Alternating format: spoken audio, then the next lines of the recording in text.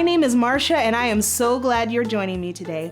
It's been a great month here at Journey Kids Church at Home. You might say I'm a super fan of what we've been talking about this month, which is kindness.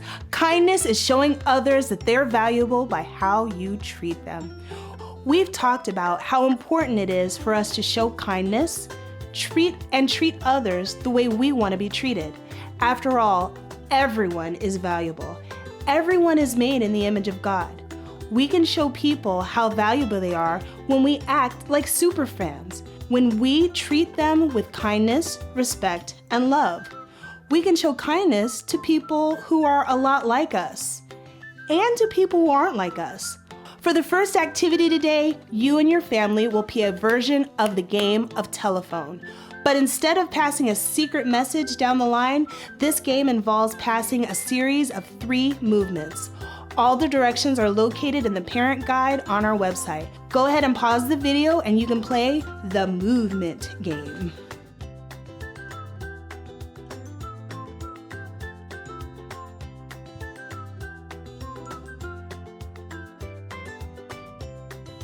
Let's go over the verse of the month one last time. Colossians 3:12. Therefore, as God's chosen people, holy and dearly loved, clothe yourselves with compassion, kindness, humility, gentleness, and patience. Great job on learning the verse for this month. Now stand up and get ready to worship our amazing God.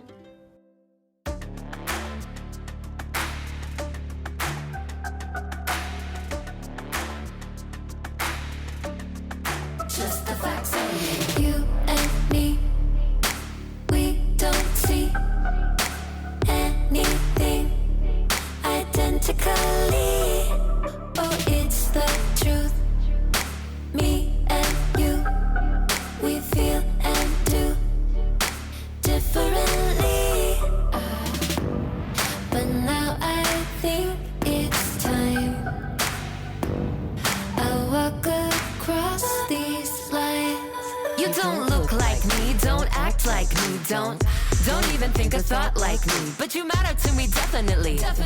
It don't matter, cause you matter. Kindness fits everybody. Everybody wants kindness. Kindness serves everybody. Everybody needs kindness. Kindness fits everybody. Everybody wants kindness.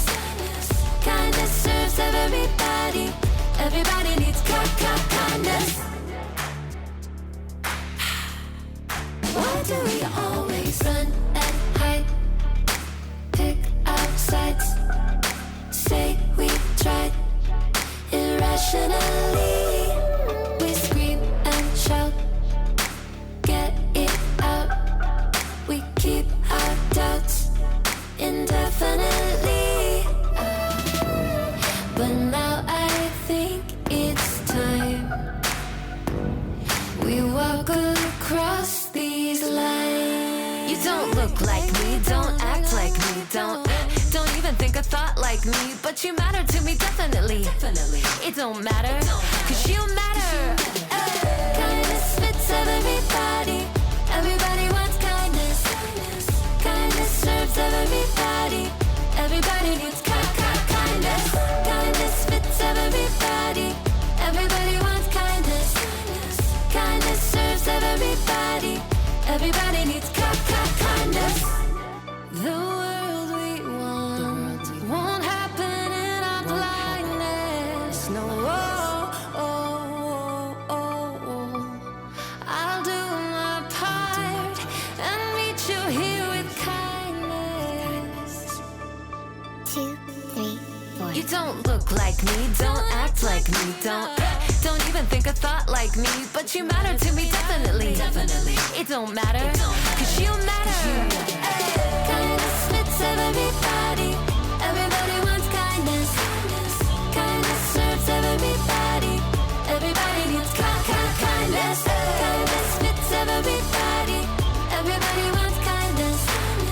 Kindness serves everybody. Everybody needs kindness.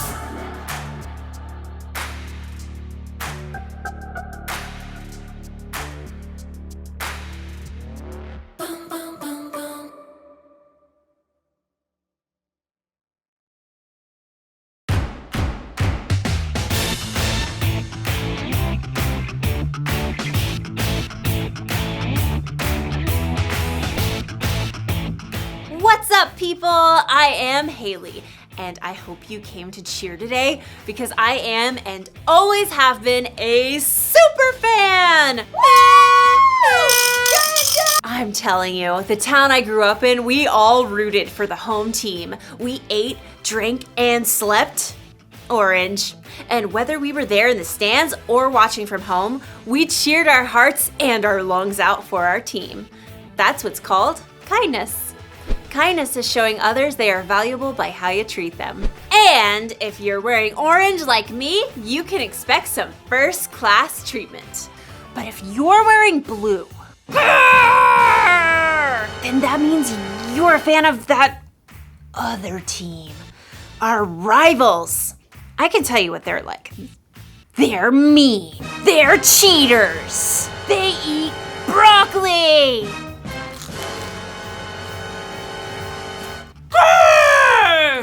They're pretty scary. I've actually never met one in person, but that's what I've heard. I am not a fan. Not a fan. You know, if I saw someone on that blue team lying on the side of the road, you know what I'd do? I'm actually not sure what I would do. I'm not sure. But today's Bible story will help us know what we should do. Broccoli!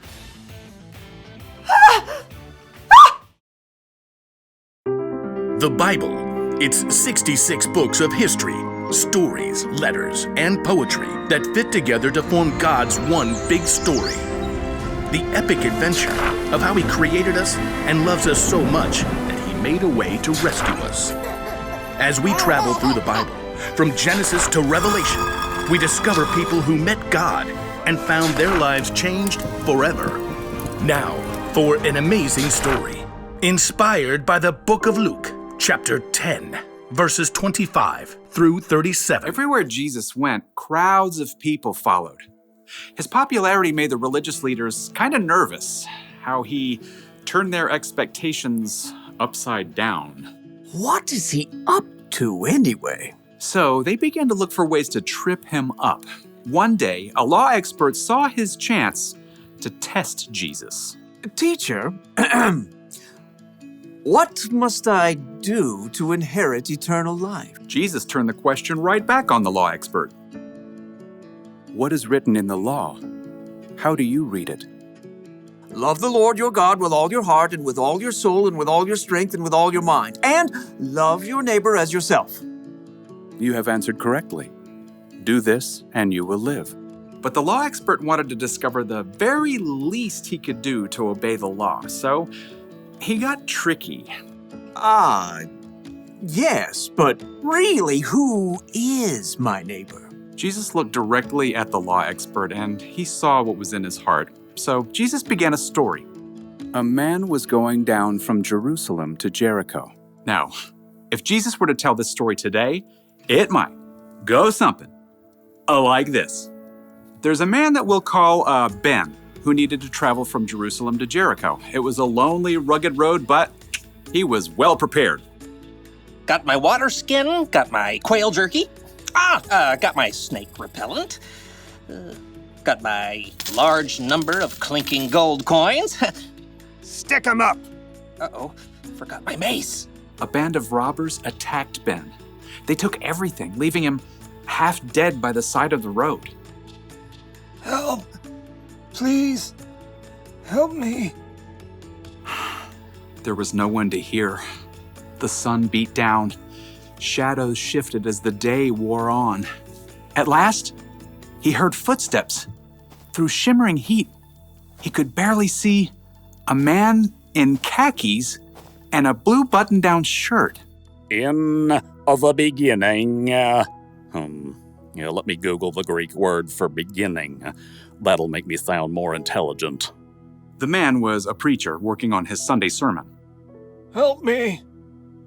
The preacher spotted Ben lying there in the dust, but he immediately looked down at his phone, pretending not to see. Instead, he crossed to the other side of the street, putting as much space between him and Ben as possible. Please! But the preacher was gone. Ben's throat was dry now. He could barely swallow. Finally, he saw someone else.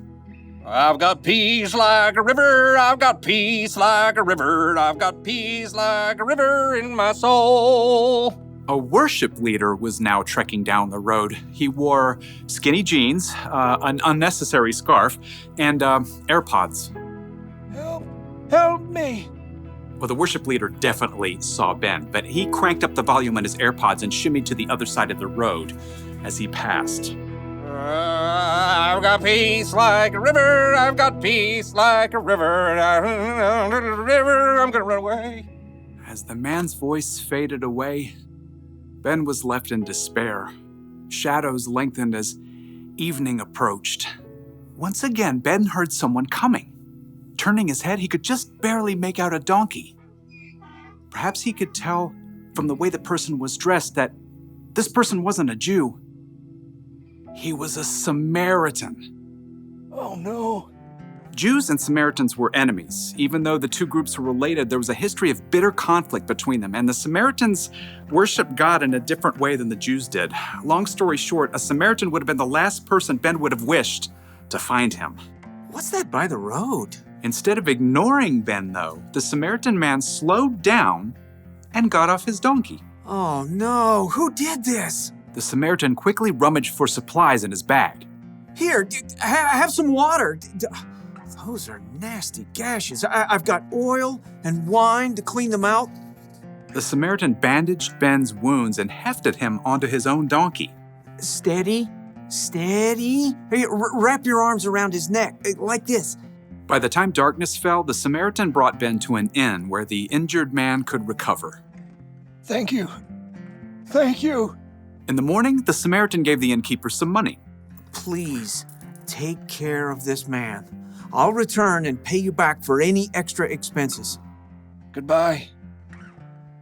Thank you. When Jesus finished the story, no one said a word. He looked directly at the law expert.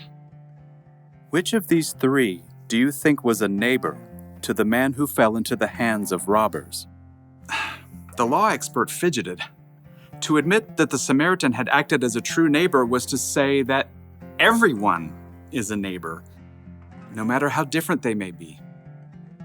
I suppose, in this case, one would have to say, the man who had mercy on him. Go and do likewise. Jesus' story was clear. Love your neighbor as yourself isn't limited to just the people in your neighborhood. Your neighbor means anyone who needs you to show them God's love.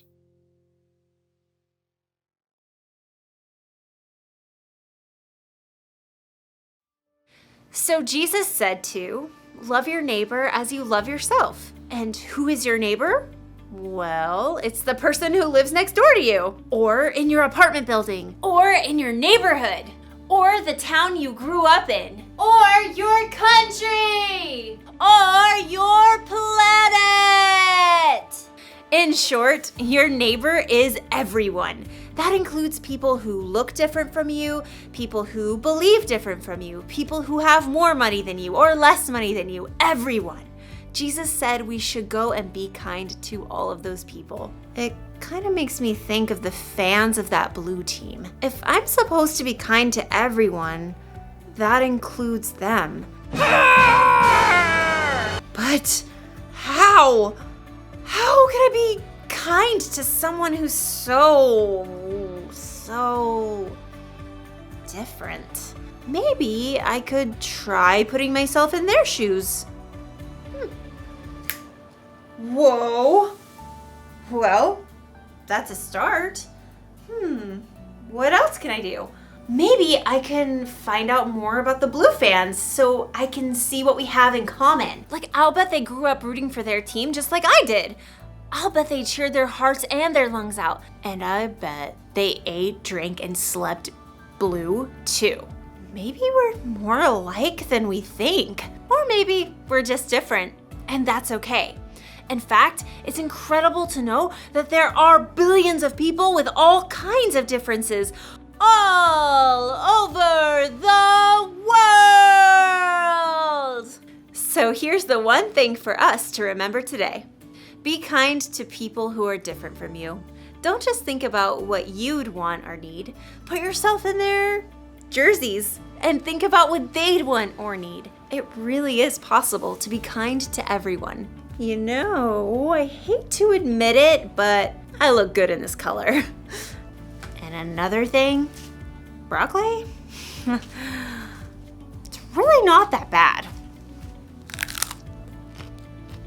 Bye, superfans!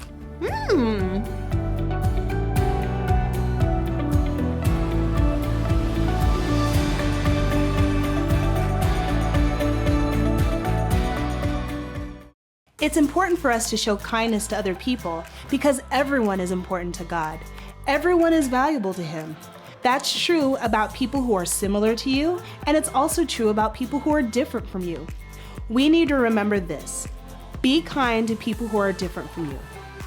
We can look at the way Jesus lived and see how He showed kindness to everyone. He hung out with people who others had forgotten, people who were sick, and people who had done wrong things in the past. Jesus even made a Samaritan the hero of the story we told today, someone who most Jewish people would have seen as an enemy. And when Jesus died on the cross, He did it for everyone. You can show how much you love God by the way you treat others. Don't know where to start? Try doing this. Ask a question to understand people who are different from you. Show them that they matter to you. Think about what's best for them, not just what's best for you. This leads me to my question for today. How can you be kind to people who are different from you?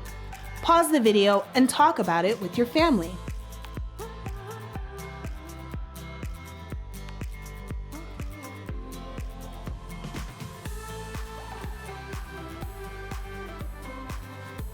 For the last activity today, you and your family will be doing a Bible verse relay race. By now, you should know your verse of the month, so it'll be super easy for you. Make sure to check out the parent guide for all the directions for this game, and make sure to post a picture of you and your family playing this game on the Journey Kids Facebook page. I promise to like your pictures. I had such a fun time hosting this month and talking about kindness here at Journey Kids Church at Home. Next month, we'll be learning about being patient. I hope you have a great week. Bye!